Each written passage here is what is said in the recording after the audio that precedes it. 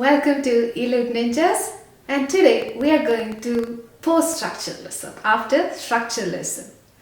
Now, the opening moves of post-structuralism was in the 1960s when critics and philosophers began to rebel against the obsessive pattern of structuralists because they were obsessed with grids and patterns, a structured view. And during this time there were other protests or social movements, 1968 Paris riots, student riot, special mention. So there was a general unrest, a disillusionment with the structured view of structuralism. First important critic, Michel Foucault. Michel Foucault is one awesome critic. Well, the concept of panopticon and other subjects or other topics that are more deep will not cover in this segment. It will be all simple, the basics you would need to go research about Michel Foucault more. So Michel Foucault developed archaeology of the human sciences, in which he tried to understand the very nature of knowledge, how we understand knowledge, how knowledge is constructed, how we store language, and the very nature of object. He says that the structure determines how knowledge is constructed about an object. Let's say coronavirus infection as the object. We live in a world where science has more power than religion. Well, mostly. So, normal people look at medical professionals and the knowledge that they give through media to understand what the object is. Here, what corona infection or coronavirus is.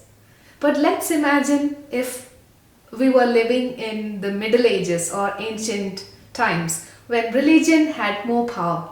Then we would have looked at religious leaders to understand the object coronavirus. Then probably they would have told us that it's because of our sins, we need to pay more money to religious institutions, then we'll all be cured, things like that. See, the same object has different implications, the knowledge about it is different in different structures.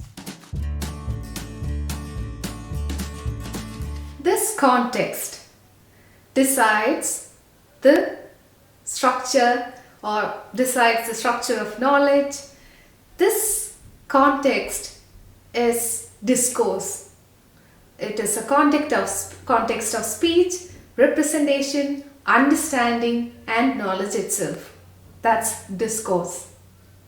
Now, discourse of science tells you that corona is something scientifically studied, that should be scientifically studied, and the discourse of religion might tell us something else. The people who controls the discourse controls the subjects in the discourse as well, and there are institutions to keep the power in control. The terrorists use the discourse of religion to make people commit suicide or kill non-believers, any religion be it be. But let's say from the discourse of human viewpoint, they are not believers. For us they are terrorists, but they wouldn't call themselves terrorists inside their own discourse when they believe their religion, whatever be it, that discourse. The physicians use the discourse of medical science to tell us to eat more green leafy vegetables, to exercise. The psychiatrist tells that some people are ill or some people are normal.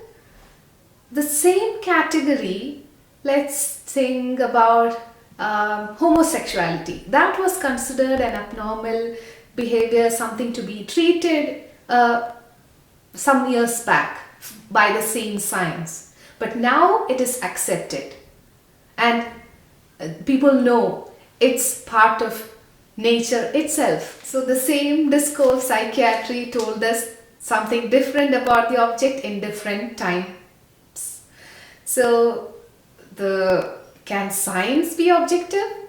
Well, from this we need to question, can even science be, objective? Even we need to question the knowledge that we get from science too, if we extend what Foucault is saying. The homeless person is a vagrant, someone who is not good enough for the society according to the discourse of economics. But the same person, when you look from the discourse of religion, any religion that cares, then it is someone who needs to be cared for by others, someone who is to be looked after by others. So, how the knowledge changes? The discourse of patriarchy tells that women are subordinate to men. Now, there is a form of subjugation. Every discourse that we discussed has someone or some group of people that are being subjugated. In economics, let's say the homeless person; in religion, sinners; and in law or in legal system, the criminals; in medical science, the ill person. So there is a group of people that are being subjugated in a discourse. Now the people who controls this discourse, they are the power. They determine who are to be subjected, who all are to be subjected.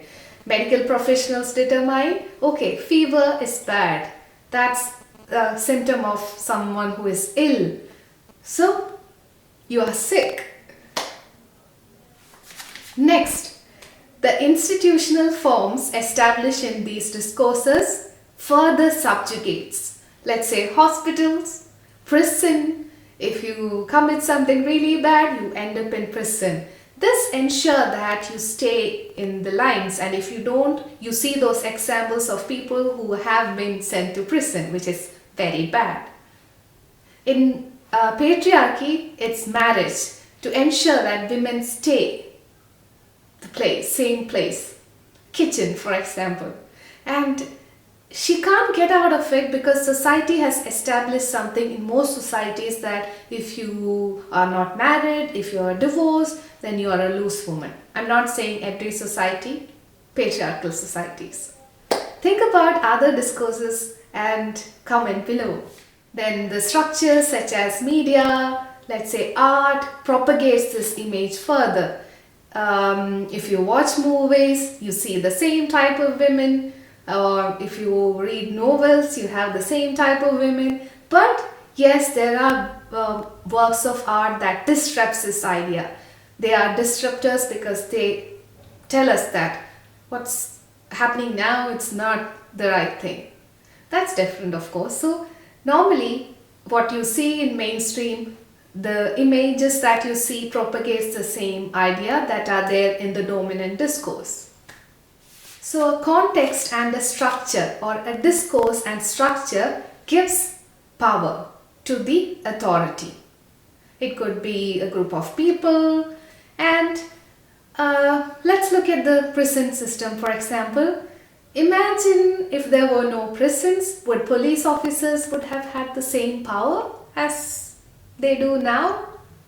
Just imagine a legal system where there were only judges and just criminals. No police officers, no prison. It would have been really hard to enforce the rules, right?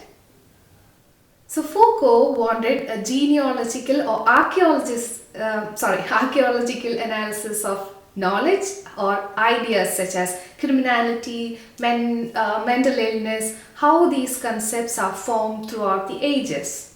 It wasn't just born one day out of the blue.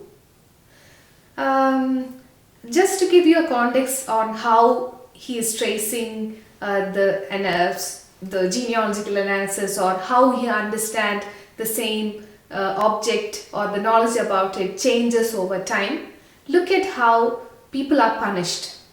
In the medieval ages or before that, punishment was public. Body was publicly shamed in a way. Flogging, guillotine.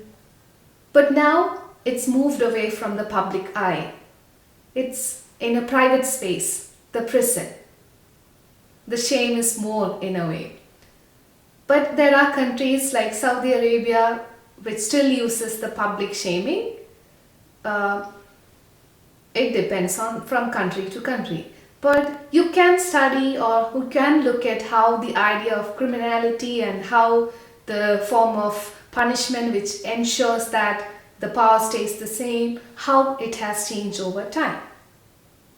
Well, I hope you had a good time with Foucault because he is amazing and his concept panopticon, that's worth looking at in this era of digital surveillance, especially with tracking and everything. So if you are interested to know more about it, please leave a comment below, then I can do a more deep look at Michel Foucault. Thanks for watching. If you like my video, do like, share and subscribe. Au revoir.